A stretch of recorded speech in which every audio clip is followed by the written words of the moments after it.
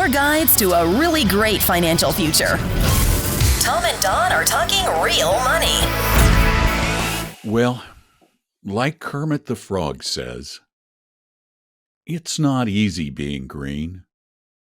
And apparently, for a lot of green mutual funds, green investment vehicles, the fund managers are occasionally discovering that it's not easy being green, or ESG, as they call it, Tom.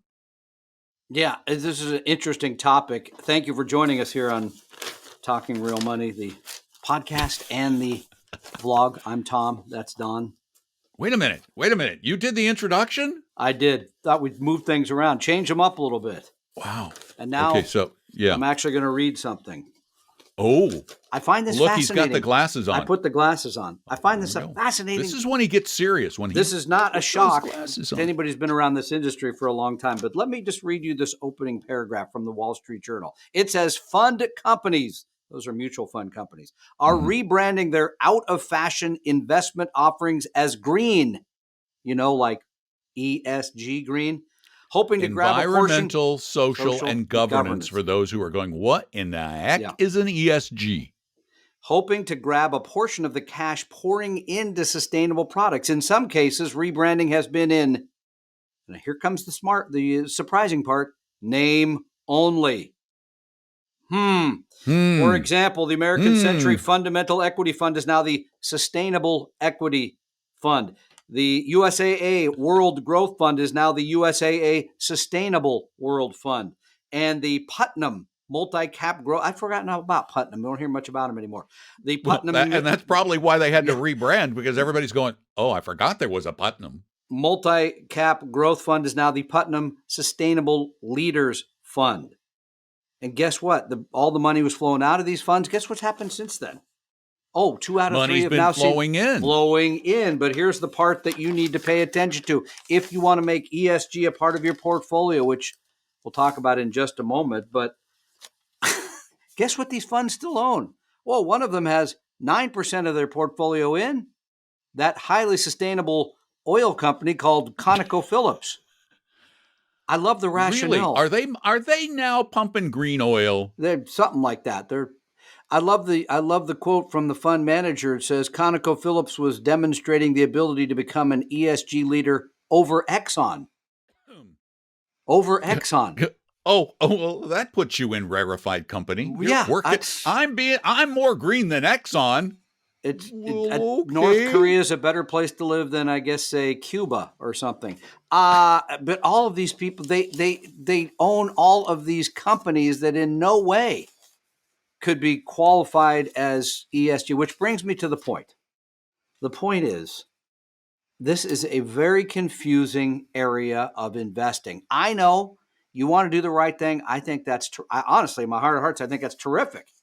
And I think you should put your money where your mouth is. The problem is, where is your mouth? Because it's so hard to know. Where has that mouth been? Exactly. Do you kiss your mother with that mouth? It's so hard to know. Where's your mouth? It's so hard to know. It's the term in and of itself is, relatively subjective, right? Even sure. Whatever you say now, I'm not going to pay any attention anymore. ESG is relatively subjective term. And everybody, there is no standard, right? There is no, okay, if you're going to have an ESG fund, here's what it needs to look like. There is nothing like that out there today. You have to trust the people. Even the people that I do trust at Dimensional Funds have a couple of different ways they look at ESG funds. And I find somewhat confusing around socially responsible, et cetera, because they build the portfolio slightly. It's not easy to understand. Number 2, as we have explained ad nauseum, where your mouth was or not. The show is a little sickening, but hey, exactly. it's a good sick. Not completely ad nauseated. If you're going to own an ESG fund, it should be an index type product. It should not be actively managed. It should have some sort of rules. It should, rather than somebody saying, well, ConocoPhillips, yeah, they're going to be green. Well, not in my lifetime, but eventually, I mean, when oil runs out. But the point is that shows you everything you need to know about an actively managed fund. And here's my final part. If you really want to be in ESG investing, and I know I'm going to get some hate mail for this, but I'm going to say it anyway. How about just taking part of your portfolio and doing it that way today? You could eventually move it all once this sort of the dust settles and there's more clarity around what makes sense, which are the best funds, et cetera, in terms of proper rules, low cost, passive management. But until that, I think it's just a wild west out there with these people calling themselves sustainable, owning oil companies. I just wouldn't rush all my money into that at this point. Which fund is it, I'm dying to know, that had ConocoPhillips in it? That is the I just want to look it up. American Century Fundamental Equity Fund, which is now it must be American Century Sustainable Equity Fund.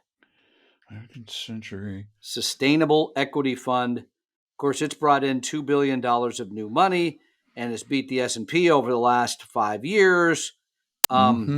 It boasts the portfolio companies that emit 67% fewer greenhouse gases than the index. And again, it dumped Exxon and added Tesla, but it kept ConocoPhillips.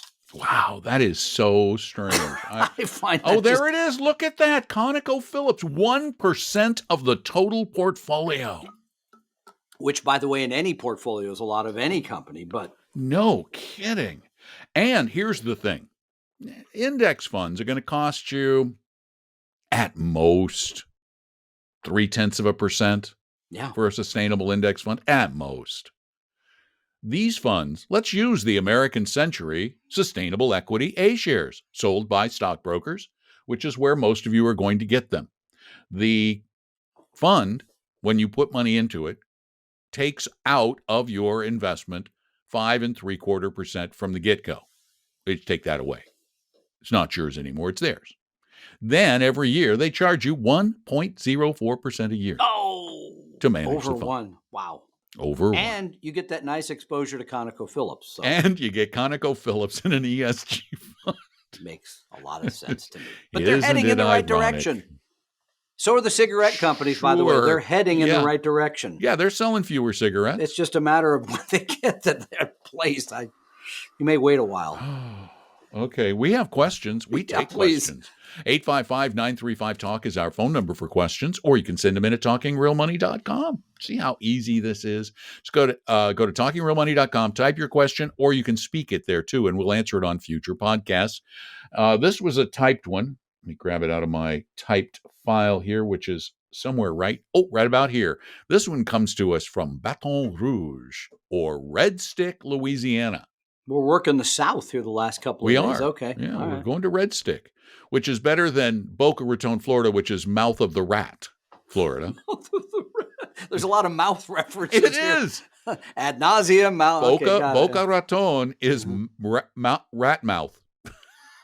I'm just going to leave that one sitting right there. Sometimes, not going to say anything. If you know the people in Boca, sometimes you go, oh, yeah, those are kind of smarmy people. Yeah. I knew you'd have some reference there. Yes. I do. I used to be on the radio in Boca Raton, so I'm allowed. I had a big audience there. All right. You remember the Boca people? Oh, yes, certainly I do. The Boca people. Yeah, I do. Mm-hmm. Hey, Don, this is Phil from Boca. Yeah, I love your show. Been listening since my wife and I was in the Bronx. Yeah. Okay. Hi, guys. Hi, guys. Hey. Been listening to your podcast shortly before my passive index fund awakening.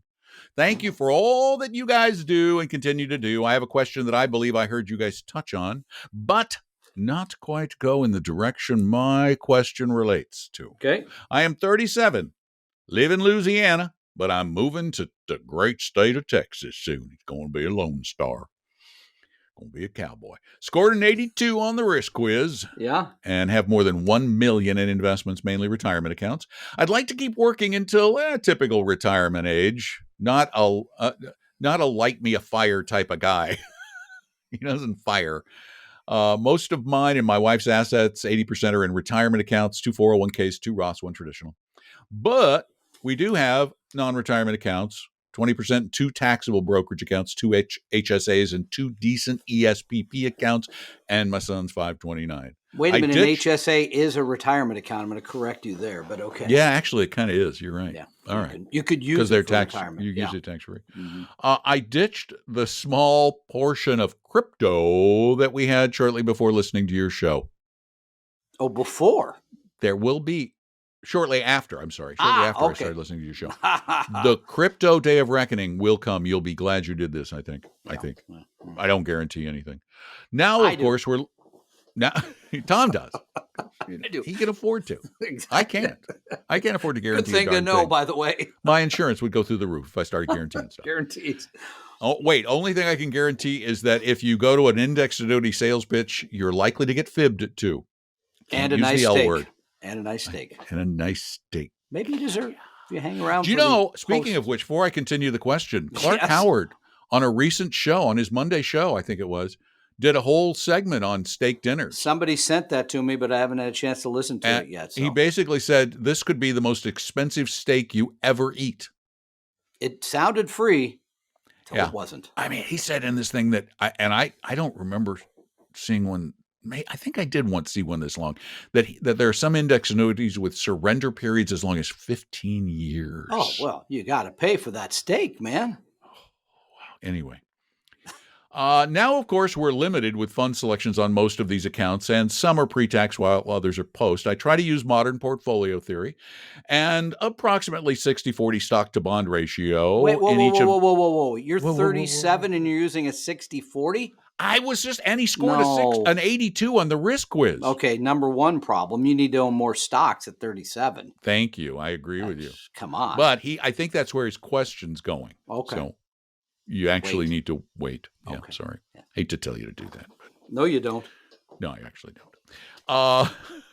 Yes, in parentheses. The next thing he says is, yes, conservative for my age and risk quiz score.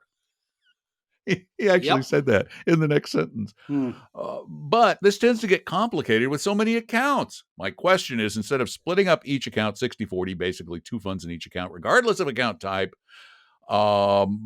should we try and keep the same weighting but distribute it in the overall portfolio, bonds in the pre-tax, passive diversified ETFs in the post-tax? If so, then could you please elaborate as to how exactly to do this and which method is better?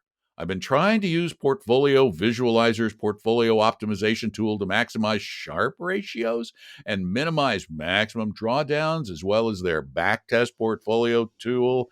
Oh, my goodness. In order to get a good idea, a sports team or something else with your time. It's a good idea where we're comfortable with the ratios, but none of those take into account tax optimization. Apologies for being so long-winded. Thanks for all you guys are doing, and keep up the good work. Before you get into the big question, Tom, I want to add my standard comment. Yes. You're overthinking this. Yeah, this is way too much time on all this. Okay, first of all, the pre-tax, as you correctly point out, should hold probably all the bonds you need to have in your portfolio, which I'm going to strongly advocate at age 37. It is no more than 20% of your portfolio, period, exclamation point.